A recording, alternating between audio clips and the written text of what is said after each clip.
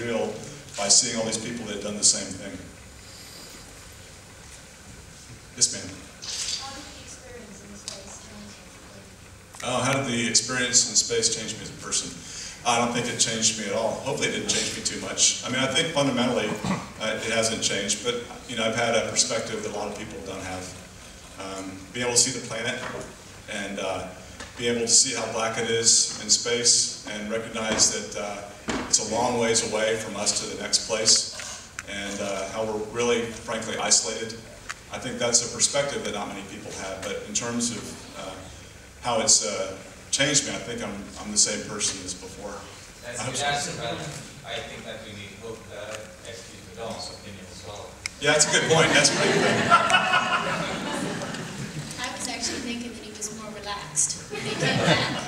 Because for 4 years, he'd been traveling back and forth to Russia, Japan, Canada, Germany, training, and he would go for a month at a time and come back. And so he was always busy all the time.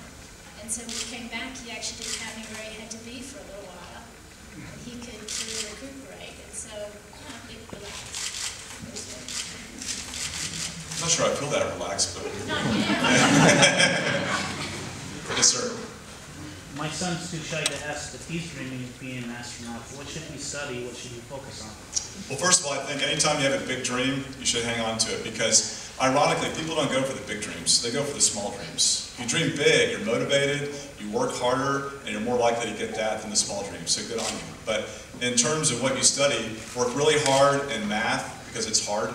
It teaches you how to think, and it's always applicable if you do engineering or science. Study lots of science and find the things that you love because it's possible that your dream doesn't work out, but the path is very important. You gotta like what you do.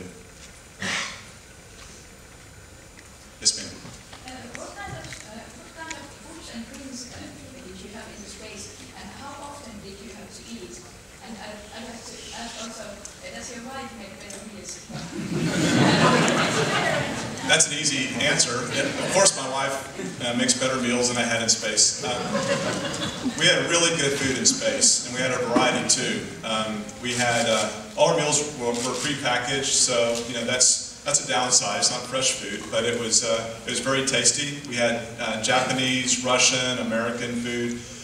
Frank DeWinna had the foresight to pack lots of really exotic foods that were sort of appetizers. So we had bagua and cod liver and some very interesting foods. So we ate very, very well. We had 3 standard meals a day. Typically, we would go down to the service module and sort of like, you know, at a hotel where people kind of come and go for breakfast, it was like that for breakfast. So you'd get up in the morning, maybe go down and have a cup of coffee, which is really a bag of coffee, and something to eat. And then we do the same thing for lunch, go down to the Russian segment. And then dinner was on the U.S. segment and had U.S. foods. We sort of had all those different kinds of meals. One of my favorite beverages were the Russian fruit juices because I'm not sure what process they used, but it felt like if you were, or it tasted like if you were drinking apple juice, it was like eating an apple because it was just so rich and pulpy, and anything that was that felt fresh or tasted fresh like that was very desirable.